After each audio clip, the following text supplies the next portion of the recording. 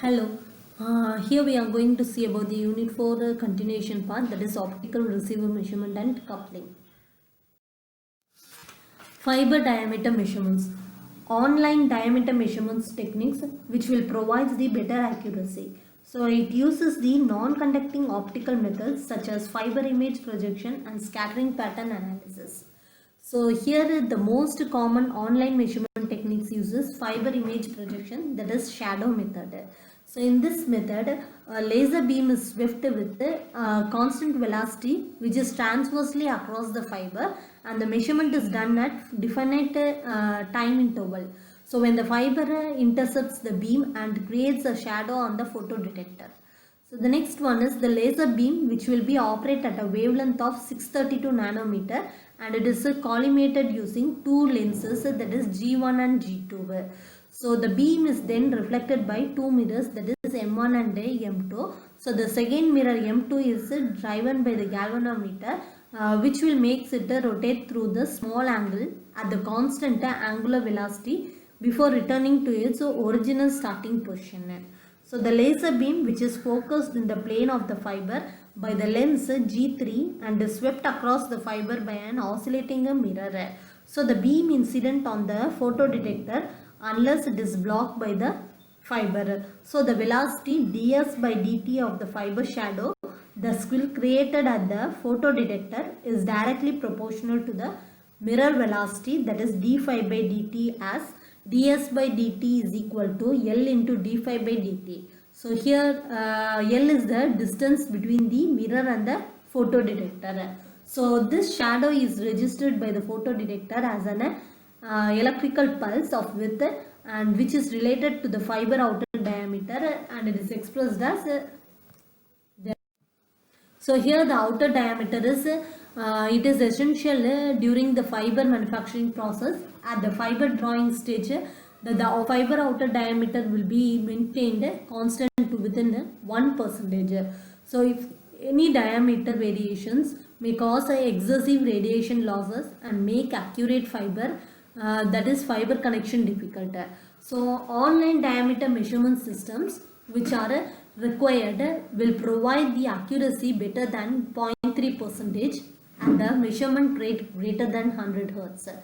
So it is therefore made of non-contacting optical methods such as fiber image projection and scattering pattern analysis.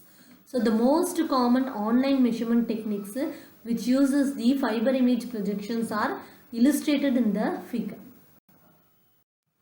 So in this method, the laser beam is swept at a constant velocity which is transversely across the fiber, and the measurement is made of time interval during which the fiber will intercepts the beam and casts a shadow on a photodetector. So in the apparatus, the beam from the laser operating at the wavelength of 0.6328 micrometer is collimated using two lenses, that is G1 and G2, and it is then reflected off two mirrors M1 and M2. So the second will be driven by galvanometer, and it takes rotation through the small angle at a constant angular velocity which will before returning to its original starting position. So therefore the laser beam is focused in plane of the fiber by the lens G3, and it is swept across the fiber by oscillating mirror. So it is incident in the photodetector and it is blocked by the fiber. So the velocity ds by dt of the fiber shadow will be created at the photodetector, and it is directly proportional to mirror velocity. So that is a ds by dt is equal to L into d phi by dt. So where L is the distance between the mirror and the photodetector. So furthermore, the shadow is registered by the photodetector as a electrical pulse of width, so which will be related to the fiber outer diameter as d0 is equal to we into ds by dt. So the fiber outer diameter may be quickly determined and recorded as on the printer. So the speed will be largely dictated by the inertia of the mirror rotation, and it is accuracy by the rise time of the shadow pulse. Advantages. So speed is large, it is more accuracy, faster diameter measurements, and it will be the good accuracy. Next one is the bend attenuation characteristics, which will exhibit the peak in the wavelength region, and where the radiation losses will result from a small loop or much higher than that of the LP11 mode than for the LP01 fundamental mode. So it is illustrated in the figure. So here we have a draw the waveform for a bend attenuation and wavelength of the signal. So it should be noted that the shorter wavelength of the attenuation will be maximum correspond to the LP11 mode and being well confined in the fiber core. So hence the negligible loss is induced by 60 millimeter diameter loop. So whereas on the longer wavelength side, the LP11 mode is not guided in the fiber, and therefore assuming that the loop diameter is larger. So enough to avoid any curvature loss to the fundamental mode. So there is also no increase in the loss. So the effective cutoff wavelength, that is lambda CE, will be determined as the longest wavelength at the bend attenuation. So our level difference, that is AB lambda, equals to 0.1 decibel. So this will be the trigonometric fiber numerical aperture measurements. So here the end of the prepared fiber is located on an optical base plate or slab. So the light is launched into the fiber under the test over the full range of its numerical aperture. So the far field from the fiber is displayed on the screen, and which is positioned at the known distance d from the fiber output end phase. So thus the numerical aperture of the fiber can be obtained from the equation, and it will be scanned through the fiber portion at the center of the rotation. So the test fiber is then aligned so that the optical intensity on the screen is maximized. So the experimental apparatus is shown in the figure. So where the end prepared fiber is located on the optical base plate or slab, it will be having the far field pattern from the fiber, and it is displayed on the screen, which is positioned as a known distance d from the fiber output end phase. So the test fiber, which will be then aligned so that the optical intensity on the screen is maximized. Finally, the pattern size on the screen A is measured using the calibrated vernier caliper.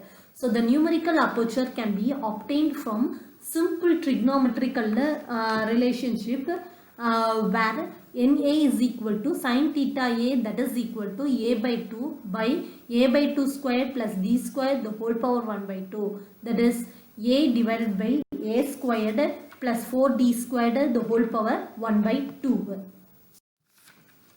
When an optical signal, which is sinusoidally modulated in the power with the frequency FM, is transmitted through the single mode fiber length.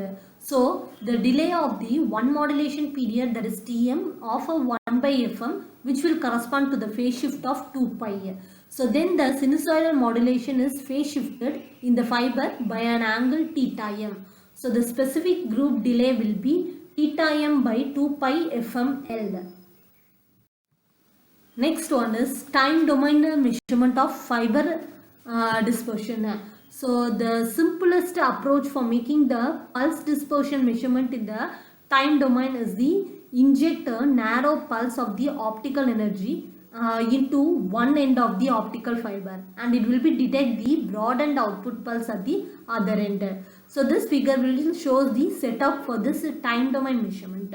So here the output pulses from the laser source are coupled through the mode scrambler into the test fiber. So then the output of the fiber is measured with sampling oscilloscope, and it has an built-in optical receiver. So the signal can be detected with an external photo detector, that is APD, and then it will be measured with a regular sampling oscilloscope. So the most common method for time domain measurement of pulse dispersion in the multimode optical fibers is illustrated with short optical pulses, that is from the ranges of 100 to 400 picoseconds, and it will be launched into the fiber from the suitable source, that is aluminum gallium arsenide injection laser, which will be using the fast driving electronics. So the pulses will be traveled down the length of the fiber under the test around 1 kilometer, and it will be broadened due to the various dispersion mechanism. So using the laser with narrow spectrum width, the testing a multimode fiber. So the chromatic dispersion will be negligible and the measurement reflects only on the intermodal dispersion. So the pulses are received by high speed photo detector and are displayed on the fast sampling oscilloscope. So this pulse will be trigger the oscilloscope and for the input pulse measurement. So next one is the after that initial measurement of the output pulse with the long fiber length may be cut back to the short length and the measurement will be repeated in order to maintain the effective input pulse width. So the fiber is generally cut back to the laser of 10 meter or 1% of its original length. So an alternative to this cutback technique, the insertion or substitution method will be similar to be used in fiber loss measurement and it can be employed. So this method has the benefit of being non-destructive and it is slightly less accurate than the cutback technique. So the fiber dispersion will be obtained from two pulse width measurements, that is taken at the any convenient fraction of amplitude. So the consideration of dispersions are normally made on the pulses and using the half maximum amplitude of 3 decibel options, that is tau naught squared into 3 decibel is equal to tau squared 3 decibel plus tau I squared 3 decibel.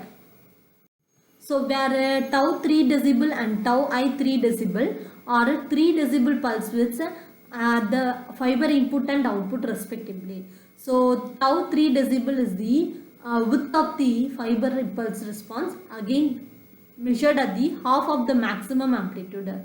So the pulse dispersion in the fiber will be commonly referred to as pulse broadening when considering the 3 decibel pulse width, that is in nanosecond per kilometer, and it is given by tau 3 decibel is equal to tau naught square 3 decibel minus tau I square 3 decibel the whole power 1 by 2 divided by capital L, that is in nanoseconds per kilometer, where tau 3 decibel and tau I 3 decibel and tau naught 3 decibel which are measured in the nanoseconds and L is in the fiber length in kilometer.